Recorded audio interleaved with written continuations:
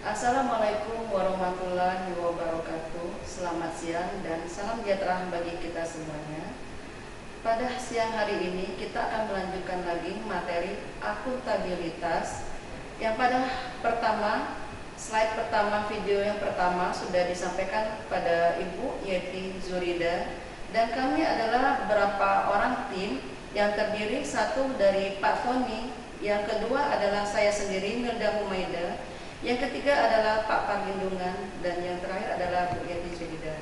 Pada kesempatan ini saya akan menyampaikan menyambung dari Ibu Yeti Zurida, yaitu pada awal sudah disampaikan kepada Bapak Ibu mengenai konsep daripada akuntabilitas. Sekarang kita akan masuk kepada materi diklat yang ketiga, keempat, dan kelima, yaitu mekanisme akuntabilitas. Yang kedua yaitu akuntabilitas dalam konsep, dan yang ketiga adalah PNS yang akuntabel.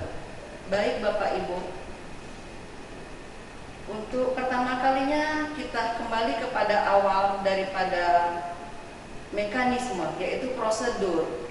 Prosedur yang akan kita lakukan, di mana Bapak Ibu peserta diklat adalah bakal tumbuh. Jadi mempunyai suatu konsep di mana teori-teori Bapak sudah dijelaskan dari awal, bagaimana apa maksud daripada akuntabilitas. Baik Bapak Ibu, sebelum masuk pada mekanisme, kita sebutkan dulu apa maksud daripada akuntabilitas tersebut. Akuntabilitas adalah suatu kewajiban Bapak Ibu sebagai peserta laksana, yaitu berkewajiban untuk bertanggung jawab apa yang ingin menjadi tujuan Bapak Ibu di kantor, di instansi Bapak Ibu bekerja. Yaitu tanggung jawab seperti ini bentuknya adalah seperti laporan kinerja, laporan Bapak Ibu yang selama ini kita melakukannya dengan cara hasil saja. Sekarang Bapak Ibu diharapkan pada diklat laksa ini, yaitu bagaimana kita mengaktualisasikan daripada akuntabilitas tersebut. Mekanisme ini penting sekali Bapak Ibu, di mana Bapak Ibu baru sebagai CPNS yang akan menjadi PNS, tentunya baru tumbuh menjadi seorang pemimpin, bukan menjadi seorang yang sudah menjadi pemimpin, akan menjadi seorang pemimpin. Di sini Bapak Ibu akan dijelaskan bagaimana kita menjadi seorang pemimpin yang tentu bertanggung jawab dalam hal laporan, karena Bapak Ibu tentu diwajibkan untuk bertanggung jawab dengan laporan kerja Bapak Ibu di instansi masing-masing. Baik, dalam hal ini ada 4 mekanisme yang dilakukan dalam akuntabilitas agar terwujudnya organisasi publik yang akuntabel. Maksudnya akuntabel adalah kita bisa mengambil situasi, mengambil suatu keputusan yang dianggap Bapak Ibu tepat dalam hal ini. Salah satunya yaitu akuntabilitas, kejujuran, dan hukum. Di sini akuntabilitas hukum dan kejujuran itu penting sekali Bapak Ibu, sebagai Bapak Ibu perajat yang baru tumbuh menjadi seorang PNS yang nanti setelah diklat ini harus jujur Bapak Ibu. Jujur ini saja tidak cukup, harus diikuti juga dengan apa? Landasan hukum. Hukum yang berlaku, undang-undang yang berlaku, bagaimana seorang CPNS menjadi PNS ini untuk menjadi seorang yang jujur dan bertanggung jawab.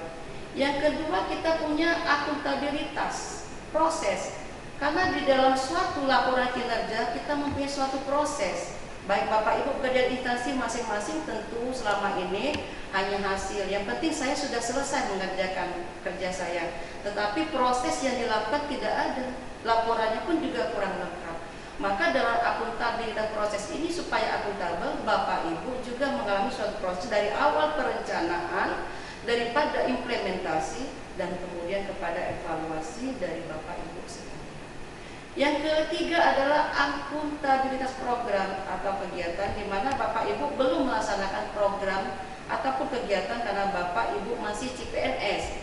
Tetapi Bapak Ibu punya tanggung jawab, ada pimpinan Bapak Ibu sendiri yang di atasnya adalah melaksanakan suatu kegiatan. Di atas Bapaknya lagi, eselon 4-nya adalah suatu program bidang.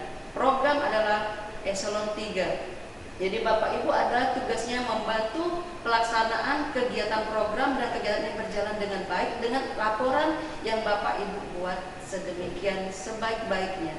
Yang keempat adalah Akuntabilitas pelaporan. Laporan ini harus dilaporkan. Jangan sampai selama ini kita beranggapan bahwa kalau sudah selesai membuat suatu kerja, tentu laporan sudah ditutup saja. Nah, di dalam hal ini menjadi suatu konteks bahwa laporan harus dipertanggungjawabkan. Bagaimana tadi dari awal bahwa akuntabilitas adalah pertanggungjawaban Bapak, kewajiban Bapak bertanggung jawab atas laporan kinerja Bapak Ibu sekalian. Baik Bapak Ibu, tentunya Bapak Ibu sudah ada pengalaman di dalam instansi masing-masing Bapak Ibu. Selama ini Bapak Ibu selalu merasa disuruh dalam membuat laporan karena paling bawah levelnya adalah peserta CPNS, levelnya paling bawah dianggap saya baru CPNS. Tetapi setelah Bapak Ibu menjadi PNS nanti, tentunya Bapak Ibu tidak ada lagi level-level yang dilakukan, kecuali level yang ada dilakukan adalah yang bertanggung jawab kepada kinerja Bapak Ibu yang akan memberi laporan selanjutnya. Pak ya, baik Bapak Ibu, dari mekanisme prosedur yang kita bicarakan tadi, ada alat dalam akuntabilitas. Mekanisme tadi mempunyai alat akuntabilitas. Medianya yaitu apa? Media Bapak Ibu tentunya pertama adalah perencanaan strategis, yaitu di mana Bapak membuat strategis ini RKA, kemudian laki RKP, kemudian adanya RPN, kemudian ini untuk apa? Untuk dibuat dalam bentuk renstra SKPD, dan Bapak tentunya ikut membantu dalam hal pelaporan ini. Yang kedua adanya kontrak kerja. Kontrak kerja ini sesuai dengan PP nomor 46 tahun 2011 tentang penilaian prestasi kinerja PNS. Ya Bapak Ibu, tentu nanti kita sudah setiap tahun membuat SKP.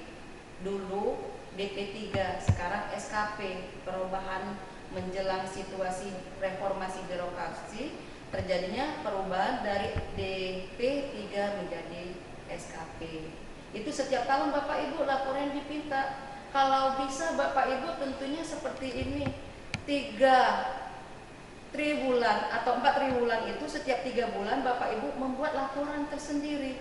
Jangan sampai dipinta oleh pimpinan laporan belum selesai. Alangkah baiknya Bapak Ibu yang mulai belajar aktualisasi seperti ini, dimulai dari apa? Dari triwulan pertama, kedua, ketiga, keempat laporannya, sehingga suatu saat Bapak Ibu pindah, nanti Bapak sudah ada tanggung jawab laporannya. Ini Bapak pimpinan laporan yang saya buat. Seperti itu Bapak Ibu ya, supaya kita menjadi seorang PNS yang profesional. Yang ketiga adalah laporan kinerja. Laporan kinerja ini tentunya Bapak Ibu sudah ikut membuat ataupun diajak membuat, misalnya membuat lakit, kemudian realisasi anggaran. Bapak Ibu tentunya ada yang sudah bekerjanya, mungkin pengalamannya sudah ada, atau ada yang juga masih baru menjadi CPNS. Tapi tidak menjadi permasalahan Bapak Ibu, tidak ada perbedaan dalam hal ini. Dalam akuntabilitas yang diharapkan adalah Bapak Ibu penuh tanggung jawab, bertanggung jawab dalam hal laporan-laporan yang Bapak Ibu buat. Yang ketiga, kemudian dari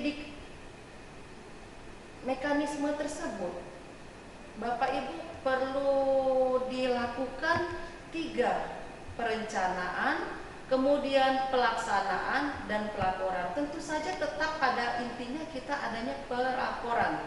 Perencanaan ini Bapak merencanakan apa yang ingin Bapak rencanakan dari awal tahun sampai menjelang akhir tahun. Kemudian implementasi pelaksanaan di lapangan, apakah bisa dilaksanakan Bapak Ibu atau tidak. Kalau memang tidak, kita ada pelaporan. Yang ketiga, laporkan bahwa kegiatan kita atau program yang diikutin tidak bisa dilaksanakan, di mana pada akhir Desember kita dipinta apa Bapak Ibu laporannya?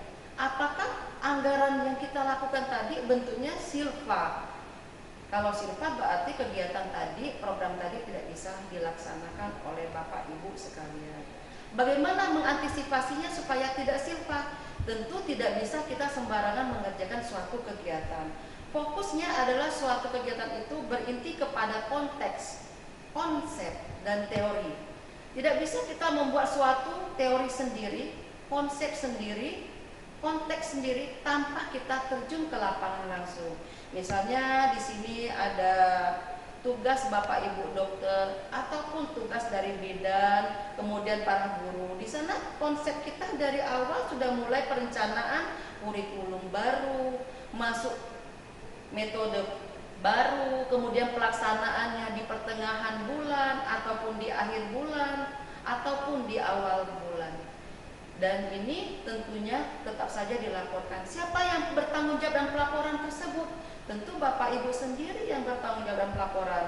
Dan di atas Bapak adalah pimpinan Bapak Ibu, yaitu eselon 4 sebagai selama ini administrasi.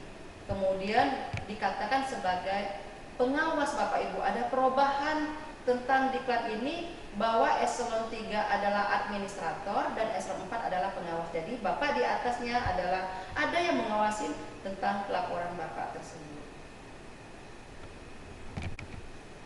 Baik Bapak Ibu, kita lanjutkan kembali bahwa dalam mekanisme tadi ada rencana strategis yang terkadang ada reformasinya Bapak Ibu. Ada reformasi, perubahan-perubahan daripada akuntabilitas. Mengapa adanya perubahan akuntabilitas tersebut? Kapan akuntabilitas itu dirubah? Akuntabilitas itu akan dirubah. Ada 3 Bapak Ibu. Pertama adanya tuntunan customer, di mana tuntunan ini kalau kita tidak sesuai dengan laporan, kita akan dituntut, terutama dari customer ini. Biasanya kalau kita di bidang pemerintahan, tentunya tuntutan ini adalah dari masyarakat, di mana masyarakat tidak merasa puas kita layani, di mana masyarakat ingin merasa puas untuk dilayani. Tetapi dengan keterbatasan kondisi-kondisi seperti ini, mereka tidak mau tahu Bapak Ibu, di mana masyarakat ingin mereka merasa puas. Yang sifatnya sekarang ini reformasi adalah banyaknya gratis Bapak Ibu. Tetapi kalau kita melihat kondisi gratis, alangkah baiknya semua itu dilakukan. Tetapi tidak semua bisa gratis Bapak Ibu, karena kita juga butuh administrasi. Administrasi ini juga butuh dalam pengelolaan dana, dan dana ini juga kadang juga merasa terbatas pemerintahan kita sendiri. Jadi bagaimanapun layaknya, tentu kita akan tetap membantu daripada masyarakat tersebut. Yang kedua, tidak kompetitif, tidak kompetentif, artinya kalau kita tidak merasa kompeten, kemudian kita tidak merasa lebih baik melayani, ya terjadi juga reformasi Bapak Ibu, reformasi daripada rencana strategis tadi, akuntabilitas. Bagaimana misalnya Bapak Ibu kita dianggap wah enak pada bidang yang lain daripada bidang di sini, berbelit-belit dalam permasalahan pelaporan, kemudian pelaporannya tidak konsekuen, tidak konsisten, yang menyebabkan apa Bapak Ibu? Masyarakat pun merasa kita tidak kompetitif. Jadi solusi yang akan kita lakukan bagaimana menjadi kompetitif, tentu dengan profesionalisme kita, profesional dan proporsional sesuai dengan kondisi kita yang ada. Yang kemudian adanya reformasi daripada mekanisme akuntabilitas tersebut adalah metode baru. Kalau selama ini Bapak Ibu kita tidak pakai online, kemudian kita selama ini hanya berdasarkan KTP, misalnya KTP yang biasa, kemudian camat yang menandatangan. Sekarang adanya eKTP itu adalah suatu metode baru Bapak Ibu dalam hal pelaporan. Kemudian dicapil yang sudah bagus dalam pelaporannya. Kemudian kita sendiri Bapak Ibu jangan lupa adanya Simpek. Kemudian adanya Simpeda, di mana Simda ini adalah pelaporan dari keuangan, Simpek adalah pelaporan kepegawaian. Nah, ini ada metode baru ini, alangkah baiknya dikembangkan, dan Bapak Ibu tentunya membantu hal ini supaya reformasi ini berjalan dengan baik. Masyarakat tentunya akan merasa puas, dan jangan lupa Bapak Ibu, metode baru ini perlu disosialisasikan kalau memang kita rencanakan lebih awal. Jadi masyarakat merasa puas dengan adanya sosialisasi, misalnya pengisian formulir akte kematian dari tingkat kelurahan ataupun lain-lainnya Bapak Ibu. Ini tergantung tuntutan daripada masyarakat yang merasa tidak puas. Kemudian Bapak Ibu, dalam mekanisme tadi, tentu siapa yang akan menjadi mekanisme tersebut menjadi akuntabel, mekanisme tadi menjadi lebih baik. Bagaimana caranya supaya PNS menjadi akuntabel?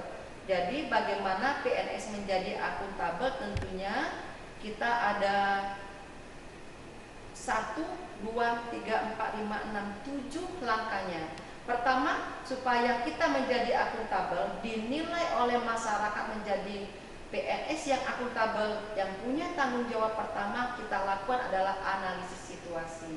Dimana kalau kita mengambil suatu keputusan, tentu kita menganalisa situasi dulu, cocok apa tidak yang ini program kegiatan yang akan diterapkan.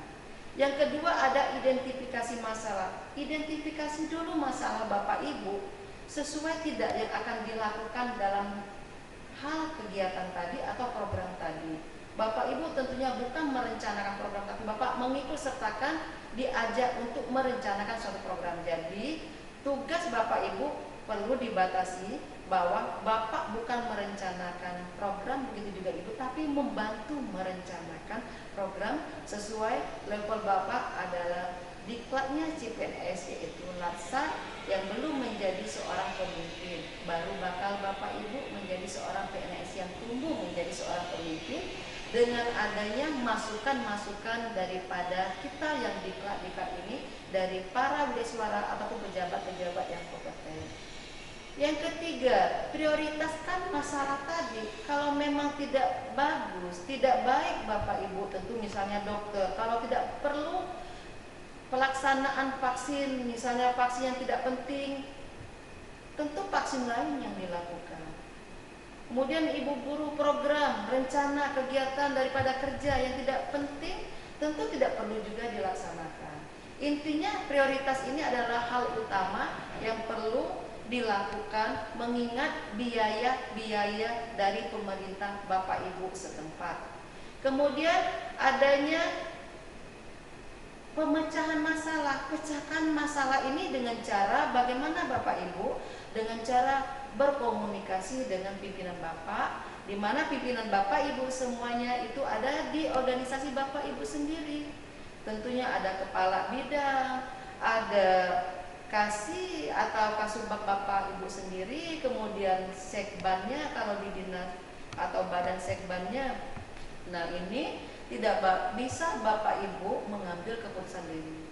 Yang penting pada saat ini adalah Bapak bisa bagaimana memecahkan masalah ini secara bersama-sama dengan cara musyawarah dan mufakat. Kemudian dari kebijakan yang diambil dari musyawarah tadi diputuskan menjadi suatu kegiatan yang pada intinya bisa dilaksanakan di OPD, organisasi perangkat daerah Bapak Ibu masing-masing. Kita monitoring Bapak Ibu. Yang keempat, kelimanya monitoring ini dimonitor Bapak. Kegiatan ini cocok atau tidak, bagus apa tidak setelah kita laksanakan, implementasikan. Kemudian dikontrol dulu Bapak Ibu. Oh, ternyata yang Bapak Ibu kerjakan tidak sesuai dengan anggaran. Oh, ternyata ini tidak bisa dilaksanakan. Kita musyawarah lagi kembali kepada pemecahan daripada masalah tadi. Yang terakhir adalah evaluasi. Kita evaluasi Bapak Ibu kalau misalnya kegiatan Bapak Ibu program tadi tidak bisa dilaksanakan, baik guru maupun dokter ataupun yang OPD lainnya, tentu kita tidak bisa mengambil keputusan sendiri. Tentu keputusan ini ada pada letak pimpinan tertinggi Bapak Ibu di OPD masing-masing organisasi perangkat daerah masing-masing. Bapak Ibu sekalian, jangan lupa dengan adanya kondisi seperti ini, kita tidak bisa merasa selalu posisi ketinggalan dalam mengambil laporan. Yang sekarang laporan sudah mulai berubah dari awal pelaporan yang manual tadi saya sampaikan Bapak Ibu tadi, sekarang sudah mulai elektronik, sudah mulai online semua kegiatan-kegiatan ini, begitu juga Bapak Ibu dengan kegiatan kita yang lasar ini, seharusnya memang lebih enak kita berkomunikasi langsung Bapak Ibu. Begitu juga mekanisme akuntabilitas ini enak berkomunikasi langsung. Tetapi dengan kondisi seperti ini, tetap saja kinerja kita, pelaporan kita berjalan sebagaimana mestinya, walaupun dengan kondisi masalah yang ada saat ini, kita tetap saja pada kinerja kita yang dipertaruhkan sebagai CPNS yang akan menjadi PNS nantinya. Bapak Ibu, ada 9 komponen supaya lingkungan ini menjadi akuntabel, menjadi lingkungan yang kondusif, menjadi lingkungan yang enak dirasakan Bapak Ibu, menjadi enak untuk mengerjakan laporan, lebih enak lagi untuk mencapai tujuan visi dan misi daripada organisasi perangkat daerah Bapak Ibu sekalian. Yang pertama, supaya lingkungan kita akuntabel, yaitu adanya kepemimpinan. Nah, di sini Bapak Ibu, tentu Bapak Ibu nanti bakal menjadi seorang pemimpin. Walau saat ini belum memimpin. Kita lihat sendiri Bapak Ibu, banyak yang ingin menjadi seorang pemimpin, tetapi mereka tidak bisa memimpin. Mereka hanya punya label, saya ingin menjadi pemimpin, tetapi mereka tidak bisa menjadi seorang pemimpin. Di sini seorang pemimpin supaya akuntabel, enak kalau kita berkomunikasinya secara persuasif Bapak Ibu, di mana komunikasi itu antara atasan, di mana atasan ini adalah pimpinan, dengan bawahan, di mana bawahannya adalah staf seperti Bapak Ibu juga sebagai staf. Kalau dikatakan bawahan, tentu ada atasan. Kita katakan Bapak Ibu, model sekarang tidak ada lagi kita bicara masalah bos, masalah anak buah, tetapi dengan pimpinan dan staf tentunya. Kepemimpinan ini penting karena komando daripada laporan adalah dari pemimpin yang teratas Bapak Ibu, kepala SKPD kalau kemarin, ini sekarang kepala OPD, organisasi perangkat daerah. Di sini penting sekali untuk memberi informasi pemimpin kepada stafnya, dalam hal ini Bapak Ibu, supaya kita tidak salah paham, salah persepsi dalam pembuatan tujuan akhir kita adalah pelaporan. Yang kedua, transparansi Bapak Ibu. Di sini sudah kita bicara aktualisasi, salah satunya akuntabilitas, di mana transparansi ini sangat penting sekali Bapak Ibu. Kalau kita bekerja, kita belajarlah untuk bertransparansi, transparan, bukan berarti terbuka Bapak Ibu, transparan, mana yang perlu kita sampaikan, mana yang perlu tidak kita sampaikan, baik mengenai anggaran ataupun pelaporan. Karena hal ini tidak menutup kemungkinan banyak-banyak orang yang akan menjatuhkan pemerintahan kita kalau kita bersifatnya terbuka. Maka transparansi ini dipilih dan dipilah Bapak Ibu yang cocok untuk kita sampaikan di luar, terutama di lingkungan masyarakat, ataupun yang tidak cocok di lingkungan masyarakat itu sendiri. Kemudian adanya integritas. Integritas ini tentu adanya suatu kejujuran Bapak Ibu. Kejujuran, ada tanggung jawab. Seorang pemimpin selama ini Bapak Ibu pernah mendengar, kita harus apa? Kita harus punya integritas. Selama ini kita harus apa? Tunduk pada pimpinan. Harus kita loyalitas. Nah, loyalitas Bapak Ibu kita ganti menjadi integritas, di mana kejujuran, kepercayaan harus benar-benar ditanamkan supaya kita enak dalam bekerja, apalagi dalam pelaporan. Pelaporan ini adalah tujuannya untuk kita bersama Bapak Ibu, terutama untuk di lingkungan Bapak sendiri. Karena jeleknya pelaporan dalam integritas Bapak Ibu adalah jeleknya OPD Bapak. Misalnya kinerja seorang guru, bukan guru saja yang dinilai jelek, tetapi apa yang jeleknya? Adalah instansinya, adalah dunia pendidikan, dunia organisasi perangkat daerah, dinas pendidikan, atau di pusat adalah Kementerian Pendidikan. Yang keempat adalah tanggung jawab. Kita sebagai PNS Bapak Ibu yang tentunya tinggal 20% lagi menjadi seorang PNS, Bapak Ibu jangan lupa bahwa pentingnya tanggung jawab Ibu dalam hal pelaporan ini, karena ujung daripada permasalahan kita adalah pelaporan kepada visi dan misi daripada organisasi maupun pemerintahan kita. Bapak Ibu harus punya tanggung jawab Karena Bapak Ibu tadi dikatakan akuntabilitas adalah kewajiban Bapak Ibu untuk bertanggung jawab dalam hal mencapai tujuan. Dalam hal ini adalah suatu pelaporan. Yang kelima adalah suatu keadilan. Di sini kita selalu harus merasa adil Bapak Ibu. Dalam hal memberi apa-apa, Ibu sebagai CPNS yang PNS akan tumbuh menjadi seorang PNS, belajarlah untuk mencari suatu keadilan. Karena kita bekerja bukan untuk organisasi perangkat daerah kita, tetapi kita bekerja untuk negeri, bangsa, dan tanah air kita. Bapak Ibu mungkin pernah dengar lagu Bapak sendiri, lagu Latsar nanti, lagu mengayomi bangsaku, negeriku, tanah airku, Indonesiaku. Di sana suatu keadilan. Dalam hal yang akuntabel, PNS tidak terlepas dari sumber daripada Pancasila. Pancasila di sana ada keadilan sosial bagi seluruh rakyat Indonesia. Di sini Bapak Ibu harus bersifat adil. Kemudian adanya yang keenam, kepercayaan, bahwa kita harus mempercayakan. Pemimpin harus percaya pada stafnya, atau tadi disampaikan bawahannya kurang enak didengar Bapak Ibu, stafnya. Berilah suatu kepercayaan kepada stafnya untuk membuat laporan. Biar enak Bapak Ibu, kalau kita sudah dimarah terus, tentunya kalau kita dikejar-kejar waktu, tentunya kalau kita tidak dipercaya, tentu hasil yang kita kerjakan juga tidak sesuai yang kita harapkan. Dan kita merasa kesal, sedangkan Bapak Ibu seorang Latsar tentu menjadi seorang PNS yang baru tumbuh, bukan berkembang, baru tumbuh.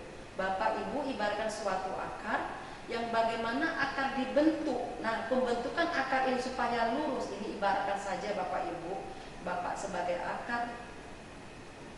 Benarnya suatu organisasi tergantung dengan akar. Akarnya siapa Bapak Ibu? Akarnya bengkok, tidak lurus, berarti Bapak sendiri yang mengerjakannya. Dimana Bapak sudah diajar supaya tidak bengkok, tidak supaya lurus, adalah di diklat kita ini. Kemudian adanya keseimbangan yang ketujuh. Kita harus seimbang Bapak, pekerjaan kita harus seimbang Ibu, baik dokter maupun guru. Kita punya tupoksi, tugas pokok dan fungsi masing-masing. Jangan kita ambil punya teman, kemudian kita mengerjakan punya teman. Kita harus seimbang. Seimbangkan, selaraskan kondisi kita. Kita seorang dokter, berarti kita punya kode etik. Kita melayani masyarakat yang tidak bisa diam diri. Kemudian kita sebagai seorang guru, tentu kita harus melayani murid-murid kita supaya menjadi seorang yang berguna bagi nusa dan bangsa.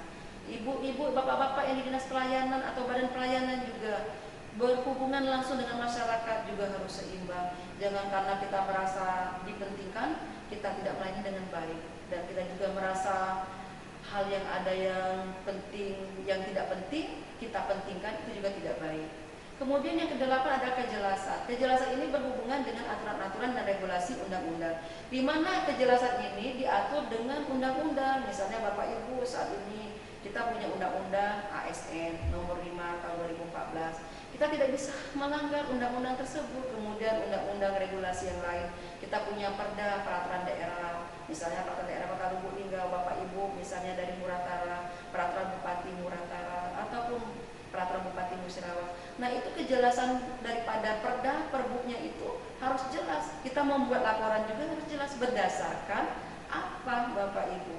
Apakah misalnya Bapak Ibu dokter, misalnya berdasarkan kementerian apa, kesehatan Bapak Ibu, undang-undangnya, kejelasannya. Dan yang terakhir adalah konsistensi. Bapak Ibu harus konsisten apa yang dikerjakan dalam laporan, tidak bisa diubah. Kemudian tolong diperhatikan Bapak Ibu, bahwa kita masih ada yang menilai kinerja kita, laporan kita, yaitu DPR, di mana mereka akan menjadi permasalahan kalau kita laporan tidak bagus, tidak baik, dan tidak selesai. Bapak Ibu, kalau kita membuat laporan, membuat undang-undang juga, tentu DPRD harus ikut campur, ketok palu, supaya kita punya anggaran dan biaya untuk kita laksanakan dalam kegiatan per tahunnya, per 5 tahunnya, bahkan jangka pendek, jangka menengah, dan jangka panjang yang Bapak Ibu lakukan.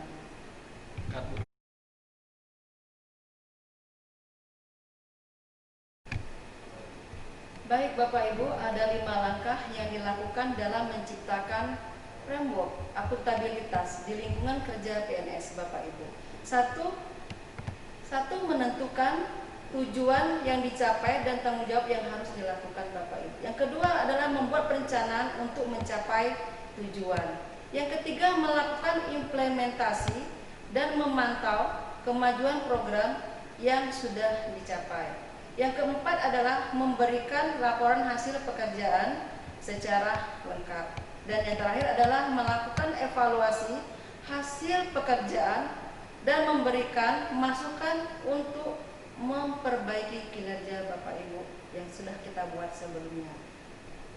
Baik Bapak Ibu, pada yang bab ketiga ini adalah akuntabilitas dalam konteks. Di sini ada 5 akuntabilitas dalam konteks, yaitu transparansi dan akses informasi, di mana ini diatur dalam Undang-Undang Nomor 14 Tahun 2018 tentang keterbukaan informasi publik. Yang kedua, praktek kecurangan dan perilaku koruptif. Yang ketiga adalah penggunaan sumber daya milik negara. Yang keempat adalah penyimpanan dan penggunaan data informasi pemerintah. Yang kelima, konflik kepentingan, baik keuangan maupun non-keuangan.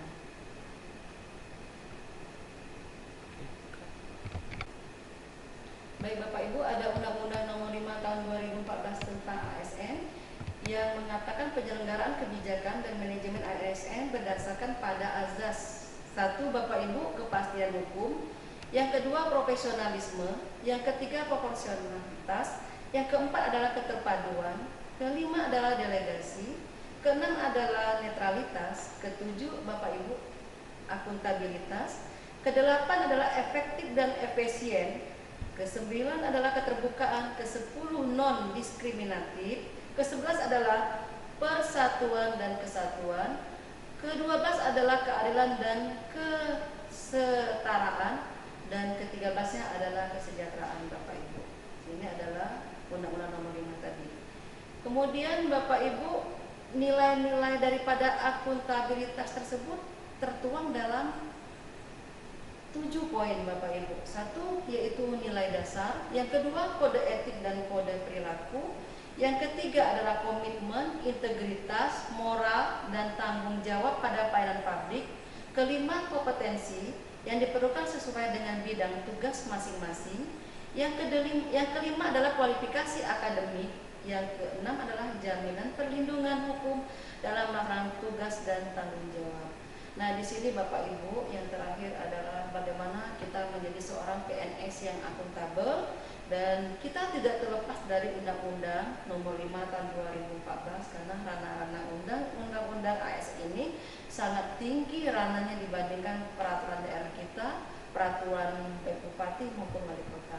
Di sini kita lihat dalam Undang-Undang Nomor 5 tentang ASN tadi, menjadi seorang PNS yang akuntabel, pertama yaitu perilaku keterkaitan dengan penyimpanan dan penggunaan data informasi pemerintah. Yang kedua, perilaku berkaitan dengan konflik kepentingan. Yang ketiga, bagaimana mengambil keputusan yang akuntabel bagi PNS. Yang keempat adalah menganalisis dampak dan resiko bila ASN tidak mengimplementasikan nilai akuntabilitas. Selanjutnya, apa yang diharapkan dari seorang PNS? Perilaku individu. Kemudian perilaku berkaitan dengan transparansi dan akses informasi, dan PNS juga menghindari perilaku yang curang dan koruptif. Perilaku terhadap penggunaan sumber daya negara.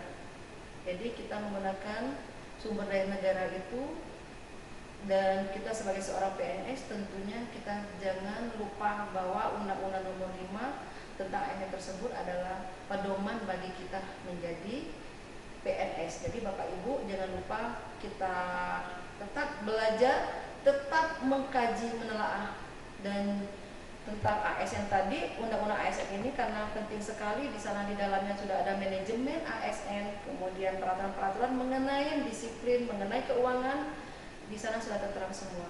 Baik Bapak Ibu, itu saja yang dapat saya sampaikan pada kedua materi tadi, yang pertama Ibu Yeti Zurida ini, dan saya yang terakhir ini. Nanti Bapak Ibu kalau mengenai video tugas, kita di akhir nanti ada kita buat sebatas, ada jurnal juga nanti. Tapi ini saja yang dapat saya sampaikan Bapak Ibu. Terima kasih atas perhatian hariannya. Wassalamualaikum warahmatullahi wabarakatuh.